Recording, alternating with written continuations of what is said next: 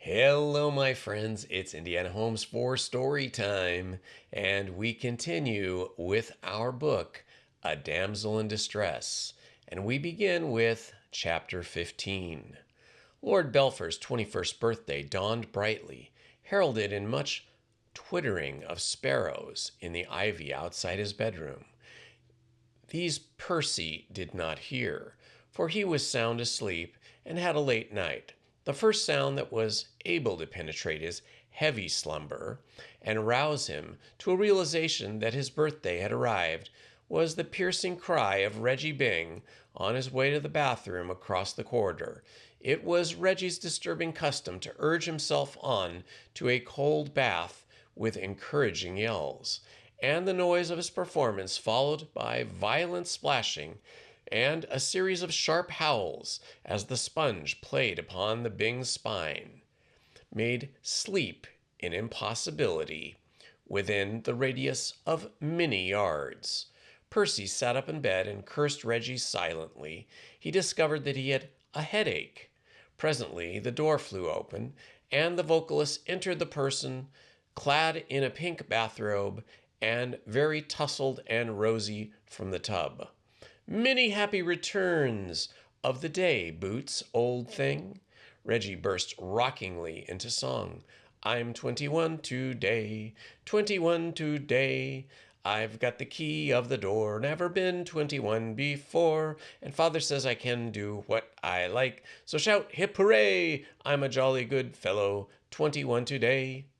Lord Belpher Lord Belpher scowled morosely.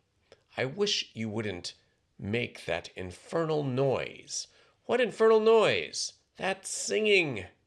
My God, this man has wounded me, said Reggie. I've a headache. I thought you would have, laddie, when I saw you getting away with the liquid last night. An X-ray photograph of your liver would show something that looked like a crumpled oak leaf studded with hobnails. You ought to make more exercise every day, dear heart. Except for sloshing that policeman, you haven't done anything athletic for years. I wish you wouldn't harp on that affair. Reggie sat down on the bed. Between ourselves, old man, he said confidentially, I myself, Reginald Byng, in person, was perhaps a shade polluted during the evening. I give you my honest word that just after dinner I saw 3 versions of your uncle, the bishop standing in a row side by side. I tell you, laddie, that for the moment I thought I had strayed into the bishop's Beano at Exeter Hall, or the Anthurium, or whatever it is those chappies collect in gangs. Then the 3 bishops sort of congealed into one bishop, a trifle blurred about the outlines, and I felt relieved. But what convinced me that I had emptied a flagon or so too many was rather a rummy thing that occurred later on. Have you ever happened during one of those feasts of reason and flows of soul when you are bubbling over with joie de vivre? Have you ever happened to see these things? What I mean is, I had deuced odd experience last night. I could have sworn that one of the waiter chappies was that fellow who knocked off your hat in Piccadilly. Lord Belpher, who had sunk back on the pillows at Reggie's entrance, and had been listening to his talk with only intermittent attention, shot up in bed. What? Absolutely, my mistake, of course, but there it was. The fellow might have been his double. But you've never seen the man. Oh, yes, I have. I forgot to tell you. I met him on the links yesterday. I'd gone out there, rather expecting to have a round with the pro, but finding this lad there, I suggested that we might go around together. We did 18 holes, and he licked the boots off of me. Very hot stuff he was.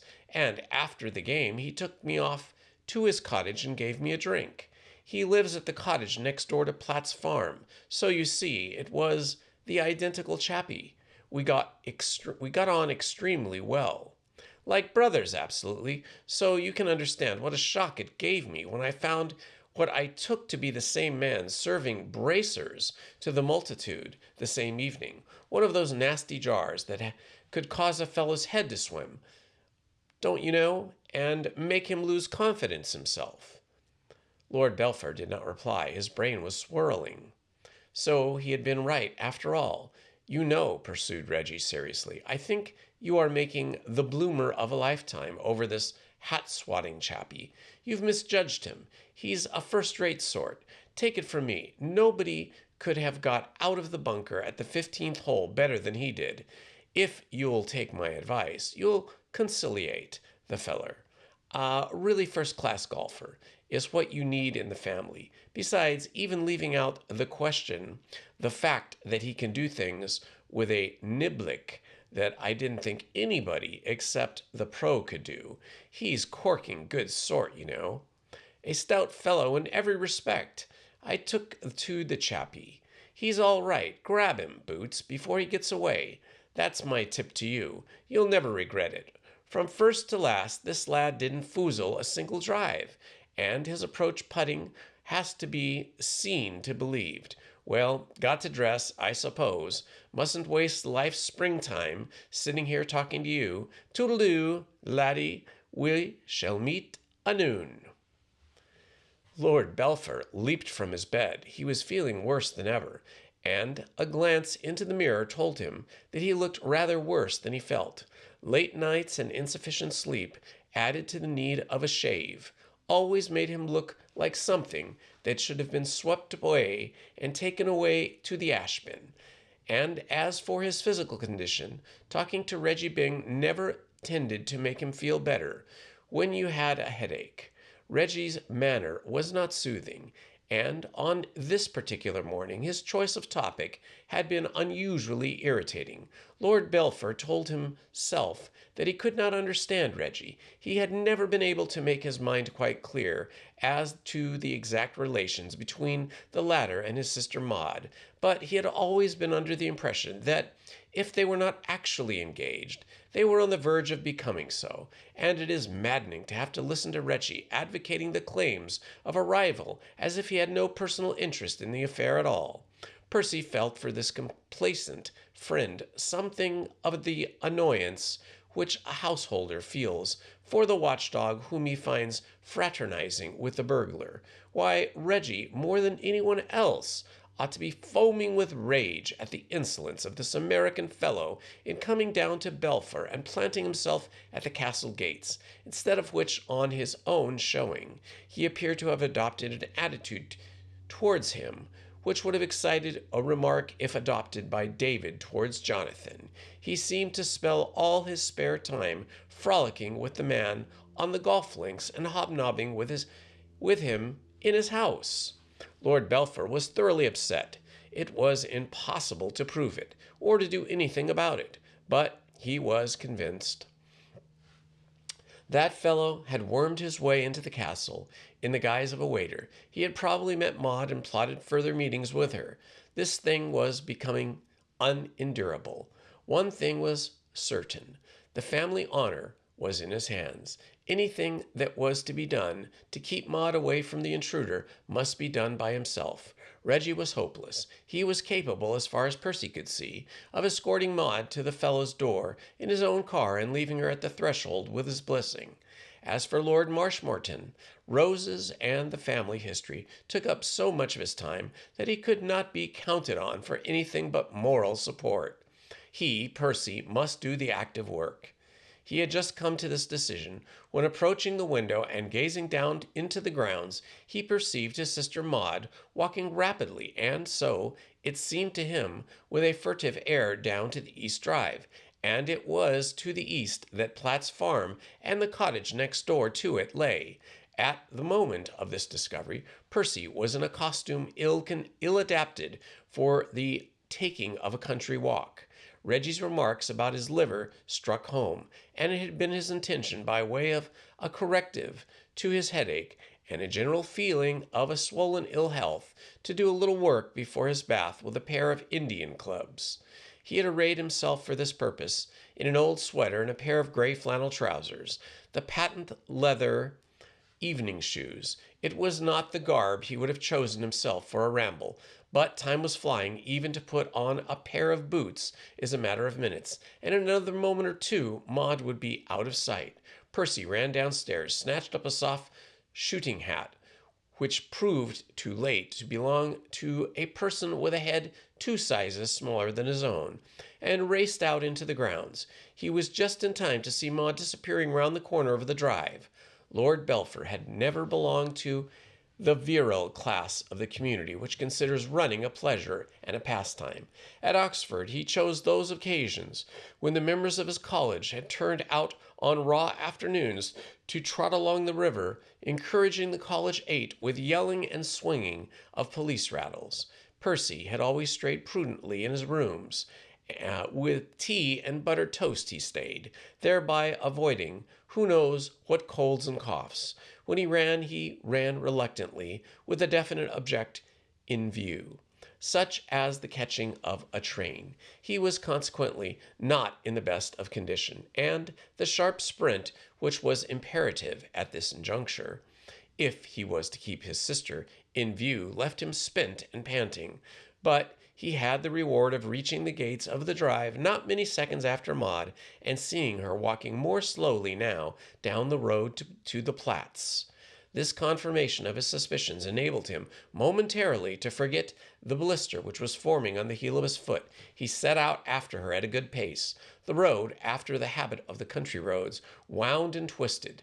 The quarry was frequently out of sight, and Percy's anxiety was such that every time Maud vanished, he broke into a gallop. Another 100 yards, and the blister no longer consented to being ignored. It cried for attention like a little child, and was rapidly insinuating itself into a position in the scheme of things where it threatened to become the center of the world. By the time the third bend in the road was reached, it seemed to Percy that the blister had become one great fact in an unreal nightmare-like universe. He hobbled painfully, and when he stopped suddenly and darted back into the shelter of the hedge, his foot seemed to flame. The only reason why the blister on his left heel did not at this juncture attract his entire attention was that he had become aware that there was another of equal proportions forming on his right heel.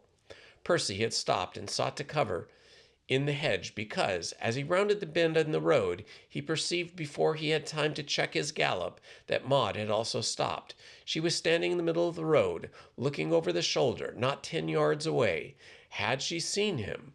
It was a point that time alone could solve. No, she walked again. She had not seen him. Lord Belpher, by means of a notable triumph of mind over matter, forgot the blisters and hurried after her. They had now reached the point in the road where 3 choices offered themselves to the wayfarer. By going straight on, he might walk through the village of Moresby in Vale, a charming little place with a Norman church. By turning to the left, he may visit the equally seductive hamlet of Little Weeting. By turn to the right, off the main road, and going down a leafy lane, he may find himself at the door of Platt's farm. When Maud, reaching the crossroads, suddenly swung down the one to the left, Lord Belpher was for the moment completely baffled. Reason reasserted its way the next minute, telling him that this was but a ruse, whether or not she had caught sight of him. There was no doubt that Maud intended to shake off any possible pursuit by taking this speciously innocent turning and making a detour. She could have no possible motive in going to the Little Weeting. He had never been to Little Weeting in his life, and there was no reason to suppose that Maud had either. The signpost informed him, a statement strenuously denied by the twin blisters, that the distance to Little Weeting was 1.5 miles. Lord Belpher's view of it was that it was nearly 50. He dragged himself along wearily. It was simpler now to keep Maud in sight, for the road ran straight.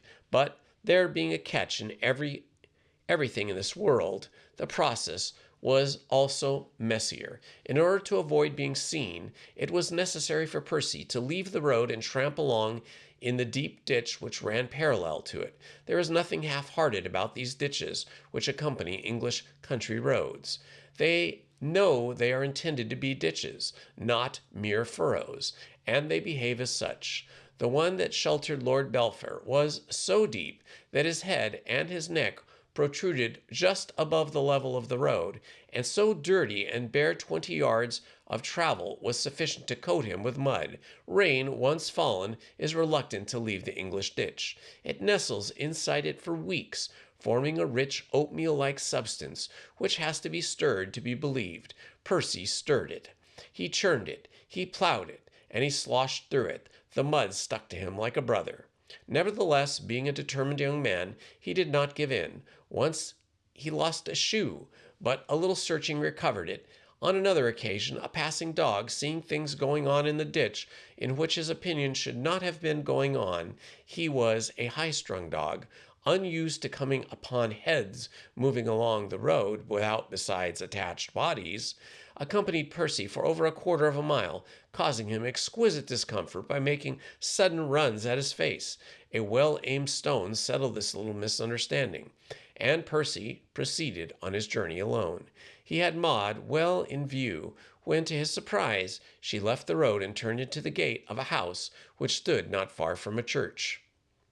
Lord Belpher regained the road and remained there, a puzzled man. A dreadful thought came to him that he might have all this trouble and anguish for no reason. The house bore the unmistakable stamp of vicarage. Maud could have no reason that was not innocent for going there. Had he gone through all this merely to see his sister paying a visit to a clergyman? Too late it occurred to him that she might quite easily be visiting terms with the clergy of Little Weeding. He had forgotten that he had been away at Oxford for many weeks, a period of time in which Maud, finding life in the country weigh upon her, might easily have interested herself in charitable work in the life of this village. He paused irresolutely. He was baffled. Maud, meanwhile, had rung the bell. Ever since, looking over her shoulder, she had perceived her brother Percy dodging about in the background. Her active mind had been busying itself with schemes of throwing him off the trail. She must see George that morning. She could not wait another day before establishing communication between herself and Geoffrey. But it was not still until she reached Little Weeding that there occurred to her any plan that promised success. A trim maid opened the door. "Is the vicar in?" "No, miss. He went out about half an hour back." Maud was baffled for a moment as her brother Percy, now leaning against the vicarage wall in a state of advanced exhaustion. "Oh dear," she said. The maid was sympathetic. "Mr. Ferguson, the curate, miss. He's here, if he would do." Maud brightened. "He would do splendidly. Will you ask him if I can see him for a moment?" "Very well, miss. What name, please?" "He won't know my name. Will you please tell him that a lady wishes to see him?" "Yes, miss. Won't you step in?" The front door closed behind Maud. She followed the maid into the drawing room. Presently a young small curate entered. He had a willing, benevolent face. He looked alert and helpful. "You wished to see me." "I'm so sorry to trouble you," said Maud, rocking the young man in his tracks with a smile of dazzling brilliancy. "No trouble, I assure you," said the curate dizzily. "But there is a man following me." The curate clicked his tongue indignantly. "A rough sort of tramp kind of man. He has been following me for miles. I am frightened." "Brute!" "I think he's outside now. I can't think what he wants. Would you mind being kind enough to go and send him away?" The eyes that had settled George's fate for all eternity flashed upon the curate, who blinked. He squared his shoulders and drew himself up. He was perfectly willing to die for her. "If you will wait here," he said, "I will go and send him about his business. It is disgraceful that public highways should be rendered unsafe in this manner." "Thank you ever so much," said Maud gratefully. "I can't help thinking the poor fellow may be a little crazy. It seems so odd of him to follow me all that way, walking in the ditch, too." "Walking in the ditch?" "Yes, he walked most of the way in the ditch at the side of the road. He seemed to prefer it. I can't think why." Lord Belpher, leaning against the wall and trying to decide whether his right or left foot hurt him more excruciatingly, became aware that a curate was standing before him, regarding him through a pair of gold-rimmed pince-nez with a disapproving and hostile expression. Lord Belpher returned his gaze. Neither was favorably impressed with the other. Percy thought he had seen nicer looking curates, and the curate thought he had seen more prepossessing tramps. Come, come, said the curate. This won't do, my man. A few hours earlier, Lord Belpher had been startled when addressed by George as Sir. To be called my man took his breath away completely. The gift of seeing ourselves as others is, as the poet indicates, vouchsafed to few men. Lord Belpher, not being one of those with the fortune to have humility, had not the slightest conception of how intensely revolting his personal appearance was at that moment. The red-rimmed eyes, the growth of stubble on his cheeks, and the thick coating of mud which had resulted from his rambles in the ditch combined to render him a horrifying object. How dare you follow that young lady? I've a good mind to give you a charge. Percy was outraged. I'm her brother. He was about to substantiate the statement by giving his name, but stopped himself. He had enough letting his name come out on occasions like the present. When the policeman had arrested him in Haymarket, his first act had been to thunder his identity at the man, and the policeman, without saying in so much as the words that he disbelieved him, had hinted skepticism by replying that he himself was the King of Brixton. I'm her brother, he repeated thickly. The curate's disapproval deepened. In a sense, we are all brothers, but that did not prevent him from considering that this mud-stained derelict had made an imprudent and abominable misstatement of fact. Not unnaturally, he came to the conclusion that he had to do with this victim of the demon rum. You ought to be ashamed of yourself, he said severely. Sad piece of human wreckage you are. You speak like an educated man. You have no self-respect. Do you never search your heart and shudder at the horrible degradation which you have brought on yourself by sheer weakness of will? He raised his voice. The subject of temperance was one very near to the curate's heart. The vicar himself had complimented him only yesterday on his good sermons against drink and evil were doing to the village. And the landlord of the Three Pigeons down the road had on several occasions spoken bitter things about blighters who came taking the living away from the honest folks. It is easy enough to stop if you will but use a little resolution. You say to yourself, just one won't hurt, perhaps not, but you cannot be content with just one. Ah, no, my man, there is no middle way for such as you. It must be all or nothing. Stop it now, while you still can retain some semblance of humanity. Soon it will be too late. Kill that craving, stifle it, strangle it. Make up your mind now, and not another drop of the accursed stuff shall pass your lips. The curate paused. He perceived that enthusiasm was leading him away from the main issue. A little perseverance, he concluded rapidly, and you will soon find that cocoa gives you exactly the same pleasure. And now, will you please be getting along? You have frightened the young lady, and she cannot continue her walk unless I assure her that you have gone away. Fatigue, pain, and annoyance of having to listen to this man's well-meant but ill-judged utterances have combined to induce Percy a condition bordering on hysteria. He stamped his foot, uttered a howl, as the blister warned him with a sharp twinge that this sort of behavior could not be permitted. Stop talking, he bellowed. Stop talking like an idiot. I'm going to stay here till that girl comes out, if I have to wait all day. The curate regarded Percy thoughtfully. Percy was no Hercules, but then neither was the curate. And, in any case, though, no Hercules. Percy was undeniably an ugly-looking brute. Strategy rather than force seemed to the curate to be indicated. He paused a while, as one who weighs pros and cons, then spoke briskly, with an air of a man who has decided to yield a point with a good grace. Dear, he said, That won't do. You say you are this young lady's brother. Yes, I do. Then perhaps you had better come with me into the house, and we will speak to her. All right, follow me. Percy followed him down the trim gravel walk as they passed, and up the neat stone steps. Maud, peeping through the curtains, thought herself the victim of a monstrous betrayal, or equally monstrous blunder, but she did not know the Reverend Cyril Ferguson. No general idolatry. No, general. No, general.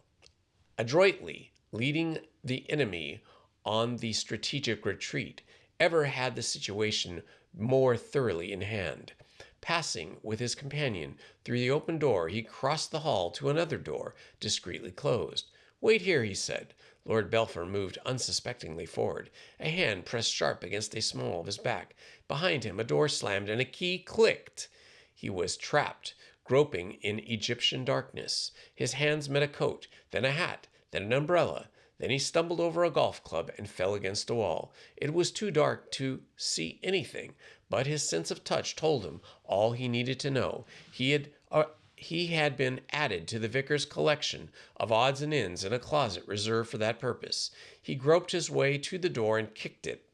He did not repeat the performance. His feet were in no shape for kicking things. Percy's gallant soul abandoned the struggle. With a feeble oath, he sat down on a box containing croquet implements and gave himself up to thought. You'll be quite safe now, the curate was saying in the adjoining room, not without a touch of complacent self-approval, which as becomes the victor in the battle of wits. I have locked him in the cupboard. He will be quite happy there. An incorrect statement, this. You may now continue your walk in perfect safety. Thank you ever so much, said Maud, but I do hope he won't be violent when you let him out. I shall not let him out, replied the curate, who, though brave, was not rash.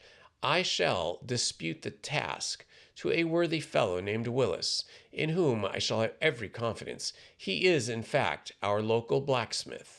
And so it became about when, after a vigil that seemed to last for a lifetime, Percy heard the key turn in the lock and burst forth seeking whom he might devour.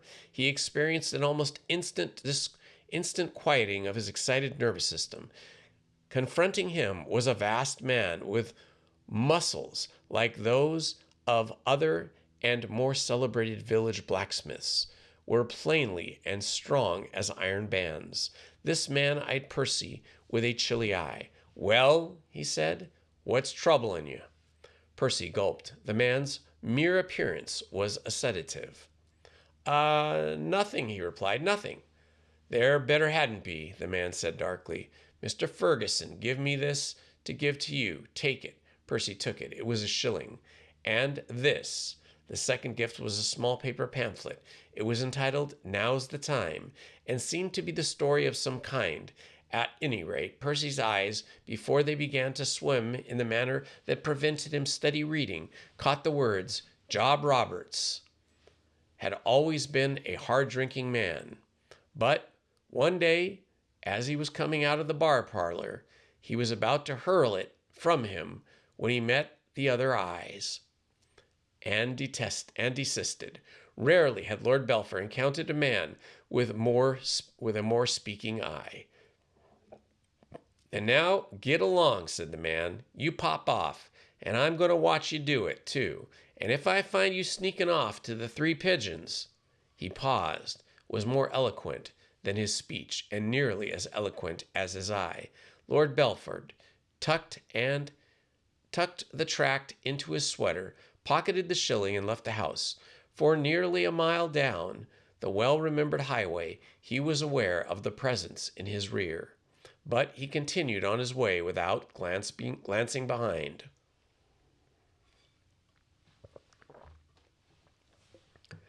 Like one that on a lonely road doth walk in fear and dread, and having once looked back walks on, and turns no more his head, because he knows a frightful fiend doth close behind him tread. Maud made her way across the fields to the cottage down by Platt's. Her heart was light as the breeze that ruffled the green hedges. Gaily she tripped towards the cottage. Her hand was just raised to knock, when from within came the sound of a well-known voice. She had reached her goal, but her father had anticipated her. Lord Marshmoreton had selected the same moment as herself for paying a call upon George Bevan. Maud tiptoed away and hurried back to the castle. Never before had she so clearly realized what a handicap an adhesive family can be to a young girl.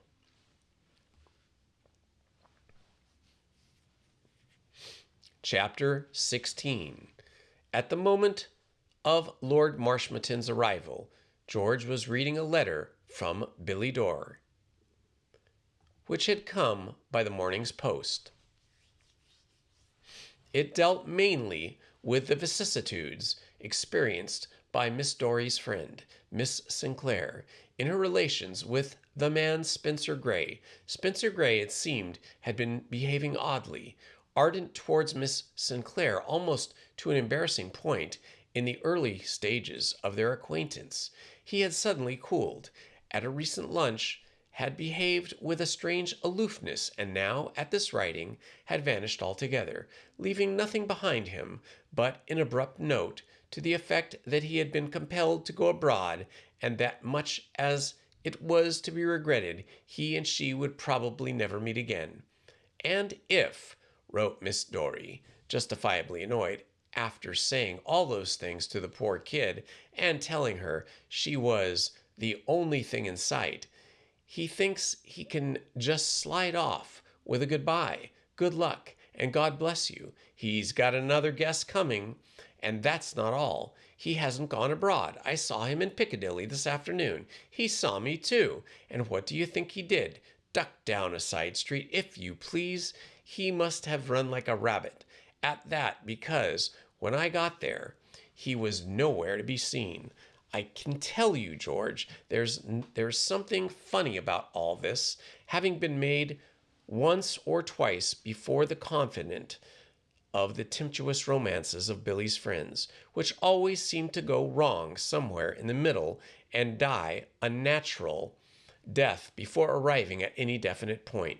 George was not particularly interested, except insofar as the letter afforded rather comforting evidence that he had not been the only person in the world who was having trouble of the kind. He skimmed through the rest of it, and had just finished when there was a sharp rap at the door. "Come in," said George.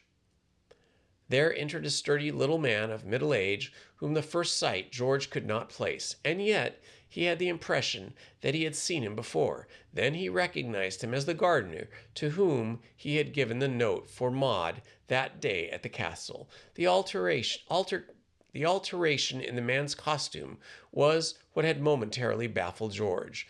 When they had met in the rose garden, the other had been arrayed in an untidy gardening clothes. Now, presumably, in this Sunday suit, it was amusing to observe how almost dapper he had become. Really, you might have passed him in the lane and taken him for some neighboring squire. George's heart raced.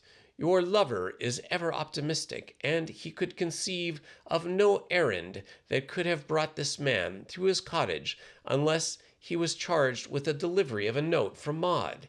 He spared a moment from his happiness to congratulate himself on having picked such an admirable go-between.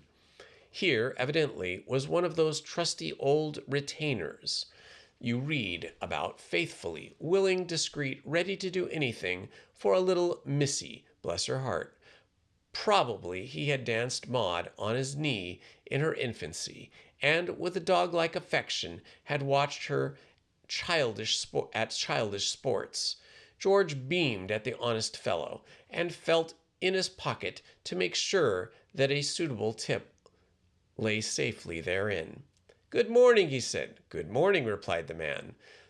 A purist might have said he spoke gruffly and without geniality, but that is the beauty of these old retainers. They make a point of being deliberately trying to deceive strangers as to the goldenness of their hearts by adopting a forbidding manner. And good morning, not good morning, sir. Sturdy independence, you observe, as befits a free man. George closed the door carefully. He glanced into the kitchen. Mrs. Platt was not there. All was well. You have brought a note from Lady Maud. The honest fellow's rather dour expression seemed to grow a shade bleaker. If you are alluding to Lady Maud Marsh, my daughter, he said frostily, I have not. For the past few days, George had been no stranger to the shocks, and had indeed come almost to regard them as part of normal everyday life. But this latest one had a stumbling effect. I beg your pardon, he said. So you ought to, replied the Earl. George swallowed once or twice to relieve a curious dryness of his mouth. Are you Lord Marshmoreton? I am. Good Lord! You seem surprised. It's nothing, muttered George. At least I mean to say, it's only that there's a curious resemblance between you and one of your gardeners at the castle. I dare say you have noticed it yourself. My hobby is gardening. Light broke upon George. Then it was really you? It was. George sat down. This opens a new line of thought, he said. Lord Marshmoreton remained standing. He shook his head sternly. It won't do, Mr. I have never heard your name. Bevan, replied George, rather relieved at being able to remember it in the midst of his mental turmoil. It won't do, Mr. Bevan. It must stop. I allude to this absurd entanglement between yourself and my daughter. It must stop at once. It seemed to George that such an entanglement could hardly be said to have begun, but he did not say so. Lord Marshmoreton resumed his remarks. Lady Caroline had sent him to the cottage to be stern, and his firm resolve to be stern lent his style of speech something of the measured solemnity and careful phrasing of his occasional orations in the House of Lords. I have no wish to be unduly hard upon the indiscretions of youth. Youth is the period of romance, when the heart rules the head. I myself was once a young man. Well, you're practically that now, said George. Cried Lord Marshmoreton, forgetting the thread of his discourse in the shock of pleased surprise. You don't look a day over 40. Oh, come, my boy. I mean, Mr. Bevan. You don't, honestly. I am 48.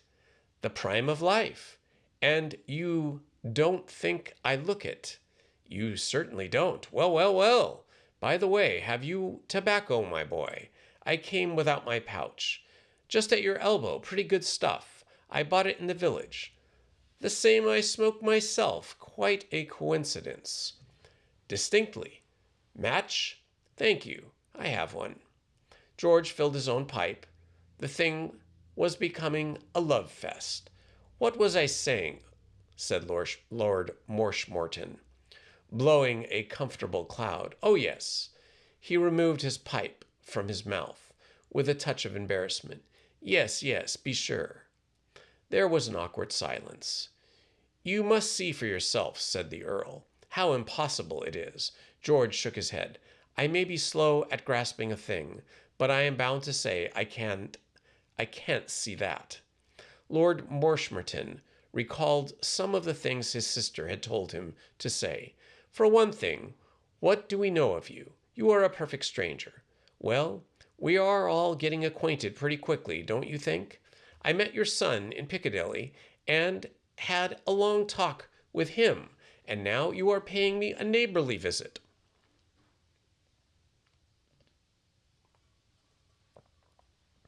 This was not intended to be a social call, but it has become one. And then, that is one point I wish to make. You know, ours is an old family. I would like to remind you that there were Marshmoretons in Belfour before the War of the Roses. There were Bevans in Brooklyn before the BRT. I beg your pardon? I was only pointing out that I can trace my ancestry a long way. You have to trace things a long way in Brooklyn. if you want to find them. I have never heard of Brooklyn. You've heard of New York, certainly. New York's one of the outlying suburbs. Lord Marshmoreton relit his pipe. He had a feeling that they were wandering from the subject. It is quite possible. No, it is quite impossible. I can't see it. Maud is so young. Your daughter could be nothing else. Too young to know her own mind, pursued Lord Marshmoreton, resolutely crushing down a flutter of pleasure. There was no doubt.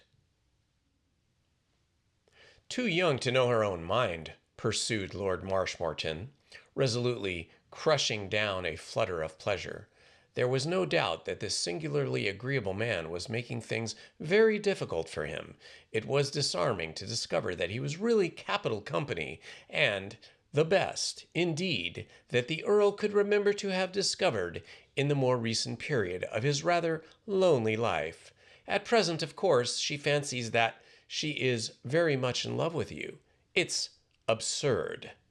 You needn't tell me that, said George. Really, it was only the fact that people seemed to go out of their way to call at this cottage and tell him that Maud had loved him and kept him from feeling his cause perfectly hopeless. It's incredible. It's a miracle. You are a romantic young man, and you no doubt for the moment suppose that you are in love with her. No, George was not going to allow a remark like that to pass unchallenged. You're wrong there. As far as I'm concerned, there is no question of it being momentary or suppositionist or superstitious or anything of that kind. I am in love with your daughter. I was from the first moment I saw her. I shall always be. She is the only girl in the world for me. Stuff that. It's nonsense. Not at all. Absolute cold fact. You have known her so little time. Long enough. Lord Marshmoreton sighed. You are upsetting things terribly. Things are upsetting me terribly. You are causing a great deal of trouble and annoyance. So did Romeo. Eh? I said, so did Romeo. I don't know anything about Romeo. As far as love is concerned, it began where he left off. I wish I could persuade you to be sensible. That is what I think I am. I wish I could get to see you. I wish I could get you to see my point of view.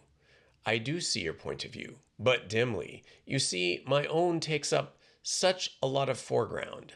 There was a pause. Then I am afraid, said Lord Marshmoreton, that we must leave matters as they stand, until they can be altered for the better. We will say no more about it. Very well, but I must ask you to understand clearly that I shall have to do everything in my power to stop what I look on as an unfortunate entanglement. I understand. Very well. Lord Marshmoreton coughed. George looked at him with some surprise. He had supposed the interview to be at an end, but then the other made no move to go. There seemed to be something on the Earl's mind. There is, just one other thing, said Lord Marshmoreton. He coughed again. He felt embarrassed. Just one other thing, he repeated. The reason for Lord Marshmoreton's visit to George had been twofold. In the first place, Lady Caroline had told him to go. That would have been the reason enough. But what made the visit imperative was an unfortunate accident of which he had only that morning been made aware of. It will be remembered that Billy Dorry had told George that the gardener with whom she had become so friendly had taken her name and address with a view later on to send her some of his roses. The scrap of paper on which this information had been written was now lost. Lord Marshmoreton had been hunting for it ever since breakfast, with no avail. Billy Dorry had made a decided impression upon the Lord Marshmoreton. She belonged to a type which he had never before encountered, and it was one which he had found more than agreeable.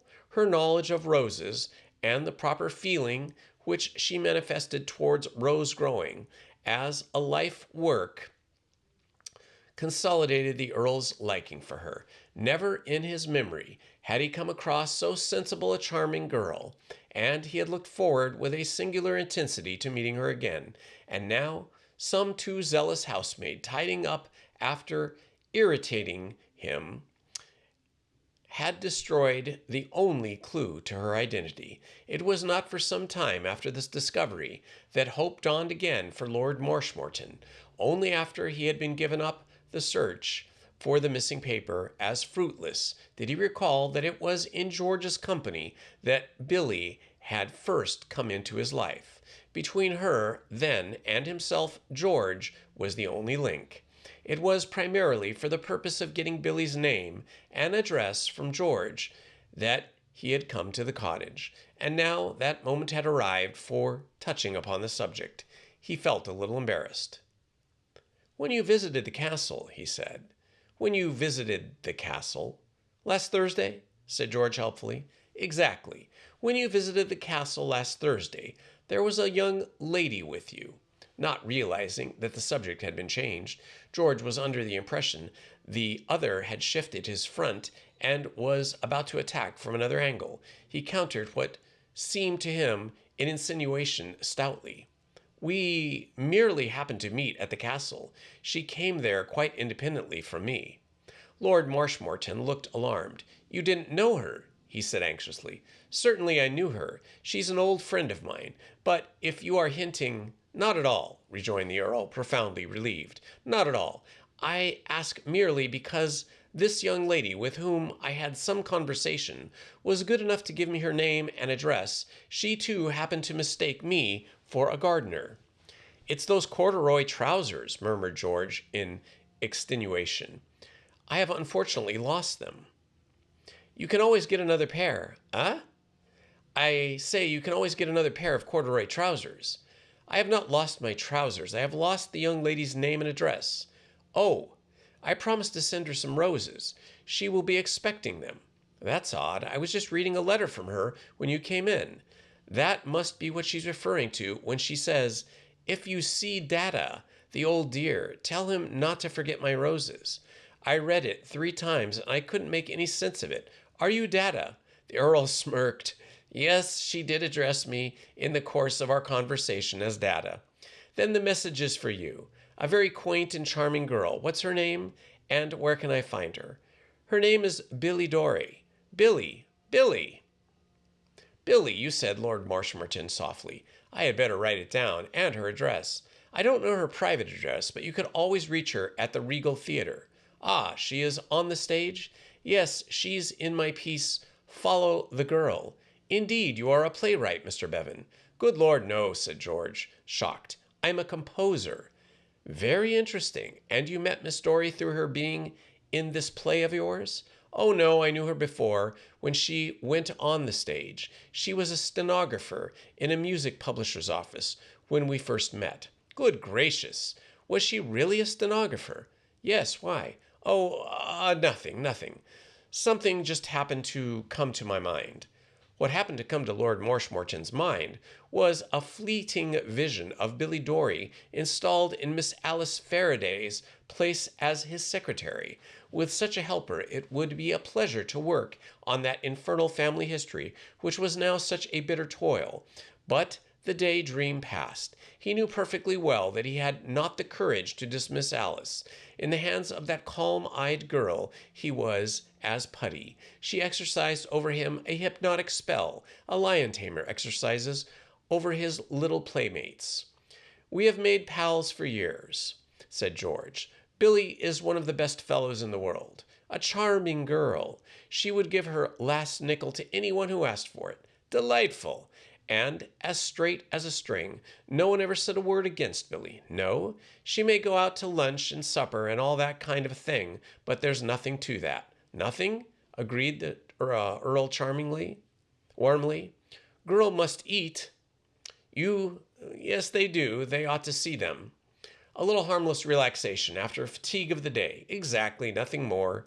Lord Marshmoreton felt more drawn than ever to this sensible young man, sensible at least on all points but one. It was a pity they could not see eye to eye on what was and what was not suitable in the manner of the love affairs of the aristocracy. So you are a composer, Mr. Bevan, he said affably. Yes. Lord Marshmoreton gave a little sigh. It's a long time since I went to see a musical performance. More than 20 years. When I was up at Oxford, and for some years afterwards, I was a great theatre goer. Never used to miss the first night of the Gaiety. Those were the days of Nellie Farren and Kate Vaughan, Florence St. John, too. How excellent she was in Faust, up to date. But we missed Nellie Farren. Meyer Lutz was the Gaiety composer then. But a good deal of water has flowed under the bridge since those days. I don't suppose you have ever heard of Meyer Lutz. I don't think I have. Johnny Toole was playing a piece called Partners, not a good play, and The Yeoman of the Guard had just been produced at the Savoy. That makes it seem a long time ago, doesn't it? Well, I mustn't take up all your time. Goodbye, Mr. Bevan. I am glad to have had the opportunity of this little talk. The Regal Theatre, I think you said, is where your piece is playing. I shall probably be going to London shortly. I hope to see it. Lord Marshmoreton rose. As regards to the other matter, there is no hope of inducing you to see the matter in the right way, or in this light of day, the right way. We seem to disagree as to which is the right light.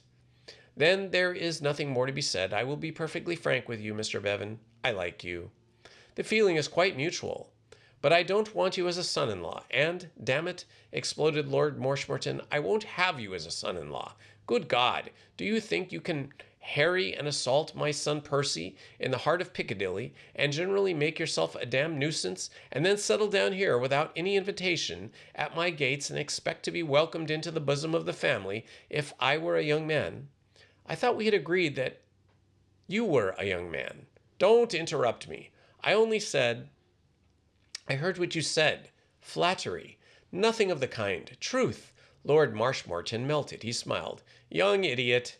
We agree they're all right. Lord Marshmoreton hesitated. Then, with a rush of unbosomed himself and made his own position on the matter clear. I know what you are saying to yourself at the moment. My back is turned. You'll be calling me a stage-heavy father and an old snob and an old number of things. Don't interrupt me, damn it. You will, I tell you, and you'll be wrong. I don't think of the Marshmoretons as fenced off from the rest of the world by some sort of divinity. My sister does. Percy does. But Percy's an ass.